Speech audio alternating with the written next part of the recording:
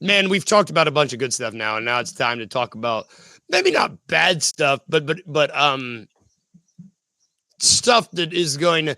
It's bad stuff when me and Uncle Buck talk about it because we're two uneducated guys talking about what ankle injuries mean for 7'4" people.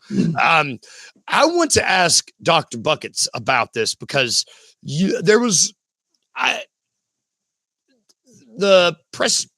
The PR, Grizzlies PR, the report they released, a lot of words to say stuff about his ankles. And then you've been reading a lot of stuff, mentioned a tightrope surgery. Mm-hmm. I wanted to ask Dr. Buckets, ask somebody that actually knows what they're talking about, what we can expect from this diagnosis about Zach Edey's ankles. Yeah, so I was looking last night doing some research through ChatGPT, just where they kind of compile all the articles to kind of figure out what exactly is going on with Zach Edey. So what it looks like, it's a recurring lateral ankle sprain. So a tightrope procedure where it kind of initially was released is more of like a high ankle sprain where they go in with a very like stiff, almost like Kevlar type braided rope that they'll twist and anchor in your lower shin bones with some metal anchors. Tua Tagovailoa had this. Cooper Kupp had this. It's more of like a football player type like injury surgery because of high ankle sprains.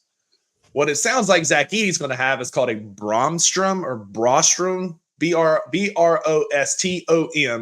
Brostom procedure, where they're going to take some neighboring soft tissue. They're going to anchor it in where his ATFL ligament, it's a long name for the ligament that you sprain in ankle sprains. And they anchor in this tendon to make you a new ligament. So a tightrope procedure can heal relatively quickly, but when you're trying to heal a new ligament that's foreign tissue, that's in a very vulnerable spot, trying to tighten up a joint, like it could be 6 months or longer if that doesn't go well. Particularly looking at Zach Edey's size, he's 7 foot forever. He probably wears a size 39 shoe. I don't know. He's probably got a massive ankle. And so it's just going to take some time. And so either way, he's looking at a 3 to 6 month recovery. The Grizzlies have already said he's out for the start of the season, which leans me a bit more towards the Brostrom procedure, where he's going to have a new ligament put in the outside of his ankle to prevent those future recurrent ankle sprains. So he's 7 foot forever. He's a big foot.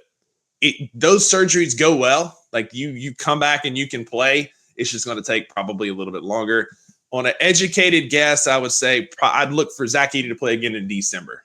I mean, as an educated guess and also as a Grizzlies fan, we know how they handle these. And that's the other thing. Like, Kyle Korver had this kind of surgery and he was out for 4 months. Well, 4 months would be probably the minimum we'll see Zach Edey being out again, because they've already said he's going to miss the start of the season, which is in October, exactly 4 months away.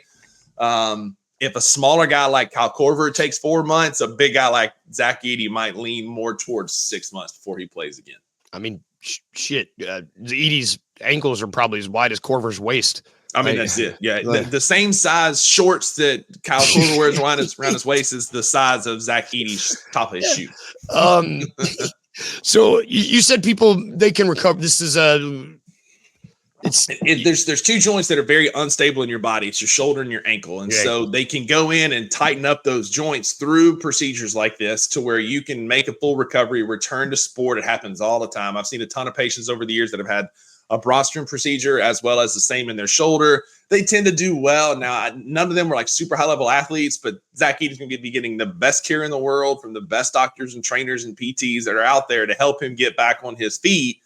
So I think he stands a chance to make a great recovery. It's just going to, we just got to be patient because, again, we know the Grizzlies are conservative, and this is a procedure that takes a long time to heal from. He'll be immobilized for a long time to make sure those anchors take hold.